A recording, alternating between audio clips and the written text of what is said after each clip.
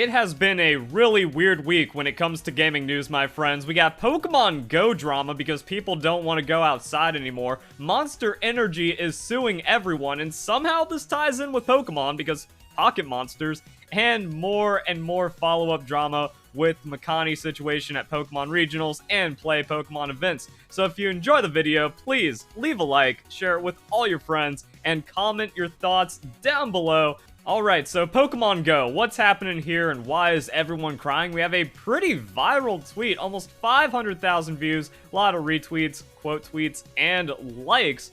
Well, we got this amid accessibility concerns because Pokemon community always gotta spin it into something that isn't really happening. Pokemon Go fans call remote raid pass changes the beginning of the end. I cannot see the rationale in continuing to pump $100 a week into a company that doesn't listen to its players. Who's even spending that much in the first place on Pokemon Go? So, Niantic has announced a sudden sweep of Pokemon Go remote raid pass changes to come in effect next week, now this week, sparking community concerns over accessibility and fairness. Developer reveals in a blog that some of the biggest changes relate to pricing and participation. A single remote raid pass is increasing to the prices that we're seeing here, so boom. A premium raid pass will also cost 250 Pokecoins, and you can only do 5 remote raids a day unless there is a special event going on. The dev blog states, since their introduction in 2020, remote raid passes have come to dominate the experience of playing Pokemon Go in a way we never intended. And it's kind of crazy just like how entitled and bratty the Pokemon community always is, man. They defend hacking and cheating in the video games. Nothing's being done about also the rampant cheating and toxicity in the TCG. And now, like Pokemon Go, the game built to participate in person, to go outside, to actually work for your things, well, that kind of got cut back because couldn't go outside as much in 2020. That's 2023. Pandemic is over. And now we need to return to normal Pokemon Go, but in 3 short years, everyone got entitled and forgot how any of that works. And we saw back in 2016 when Pokemon Go first came out and went crazy viral, there were just hordes of people running around cities finding rare Pokemon, and that's what the game is about. But now it's just like another mobile game you play at home because of the remote raids. That's getting taken away, and now it's like, oh, Pokemon Go's dead, even though it's not what Pokemon Go was ever intended to be. The developer says, rewarding trainers with additional Candy XL. Other new features are 2 ways we hope to further incentivize playing Pokemon Go in person with your friends, family, and community. Oh man, you have to go outside to get more rewards and you're limited how much you can play remotely. Game dead. To summarize, Niantic is doubling the cost of playing Pokemon Go remotely and limiting how much you can play. Accessibility advocate and COO of Able Gamers Steven says, this is what we call a disability tax. This is fake outrage. Pokemon Go was never intended to be this. It did have like the accessibility concerns in the past, but people got over those, or that's just kind of it. Not everyone is able to play every single game ever, no matter how much you want to play that game. And it was even announced with all this like remote stuff going on by the developers, it's going to be temporary because the world's on lockdown. This is just the terminally offended and outraged culture that's been like ruining everything for the last couple of years. And it's just these brats that have, like, no power or influence just making all of these, like, fake campaigns. It's time to strike. 13,000 upvotes on just Reddit Pokemon, not Pokemon Go, but Pokemon Reddit, because all people know how to do in the Pokemon community is be toxic and complain, and not actually fight for anything that means anything. Actually, this ties into one of the stories we're going to be talking about later on in the video, but it's crazy how the Pokemon community is so deranged it can never do any good. We have the former world champion, Wolf Glick, Wolfie VGC, being caught multiple times hacking his Pokemon, including being the only reason he won the World Championships back in 2016, which he is still trying to leverage almost 7 years later. You know, like, World Champion does blank in his videos. That's all fraudulent because he only won because he had the hacked Raichu no one else could obtain. He's used hacked Pokemon and cheated multiple times since. People say, oh, hacked Pokemon don't matter. Well, if they don't, then why does Wolfie lie about it? And why does he slander people that call him out on the truth? He also steals tens of thousands of dollars in prize money. So we have lying, cheating, and stealing. All the ingredients for someone that's genuinely evil, and no one is outraged about it. Also, all the other bad actors and scammers in Pokemon community get defended, and people that do even worse things. But no, the problem is that Niantic is making it to where you need to play Pokemon Go in person again because it's no longer needed to do it remotely. How do we rebel? Save money. For an entire week after the change, do not purchase remote or premium raid passes or boxes. Also, make sure there's no increase into the in-person raids, and then it's just like all this defeatist stuff. Spread the word to fellow players, but do not pressure them. That's going to be a very weak and ineffective boycott. Worst case scenario, things stay the same, Niantic lost some money, and we save some. It's a win.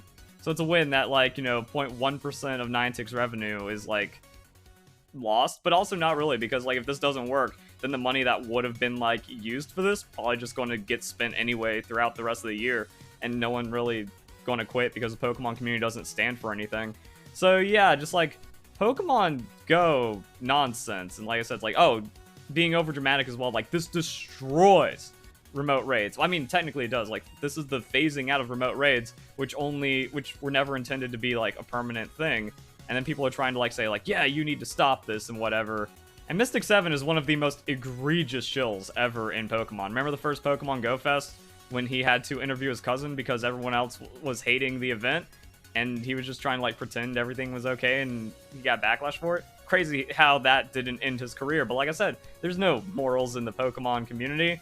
Going into some other stories, the Monster Energy story is going crazy. So it's well known that Monster Energy is a notorious trademark troll. For my protection, I'm saying allegedly. Unfortunately, they're at it again. For a company that likes to target their drinks at gamers, they like to try to bully and bankrupt game studios with lengthy, high-dollar litigation. So what's been going on is that anytime Monster is used, Monster Energy goes after the people using it.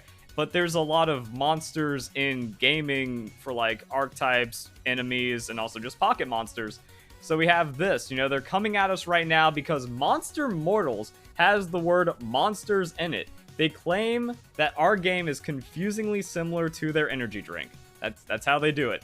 That's really their claim. Rather than roll over, I'm going to fight them in court. So that's also why we are promoting this. We are promoting these people, have people fight back so Monster stops this nonsense instead of, like, forcing companies that don't have enough revenue to fold because they can't get caught up in the litigation. I'll be sharing everything I receive from Monster Energy to give other game developers a look at their tactics in case they ever want to put the word monster in their game. So, like, this is a summary. Monster Energy is a bully owned by Coca-Cola. So if you already don't trust, like, corporations and stuff, or you already know about, like, how bad Coca-Cola is, there we go. Do not support a bully company by buying their energy drinks or any Coca-Cola products. If nothing else, they eventually learn that going after game studios is not in their best interest, which, yeah, is also really weird because there's a lot of Monster Energy sponsorships out there because energy drinks, gamers, that's kind of a big market, but then anything that has Monster, which has a high overlap with gaming, gets targeted. And that goes into Pokemon because now we're seeing a Streisand effect where people are kind of, like, going through the history where, like, yeah, this happens frequently over many years. Anything that has Monster Energy goes after. So the Monster Energy rights holder filed a large number of trademark registration objections to Pokemon and Monster Hunter in the past. And those are starting to come out now, which is a worse look on Monster.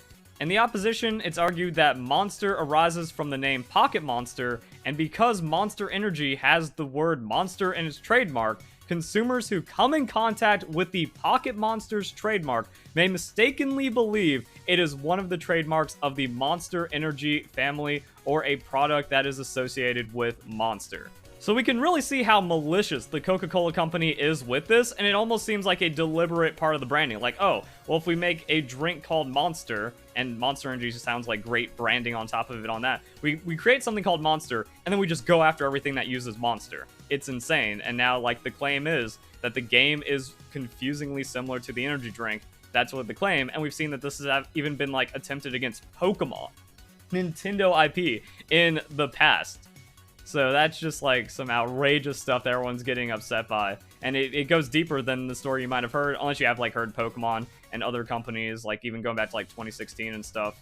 But there is a bright side. There are many trademarks in Japan that include Monster or Monster in their names. Although Monster Energy Company has filed numerous objections to such trademarks in the past, none of them have been granted by the patent office at the time of writing. So just non-stop, frivolous attacks with the term monster for whatever reason, to just bully smaller companies into changing, or maybe like try and just kind of settle for something about just using Monster as a theme or concept or a game name or anything. That's outrageous. And then going back to Pokemon, we have like a weird branch of what's been happening with Pokemon events. So a kid named Makani was at regionals. He was going to be on stream. He was commanded to give his pronouns. He nervously gave his pronouns because it's not something that everyone is comfortable with or abides by. And because of that, a judge with they, them pronouns had him forcefully removed from the event.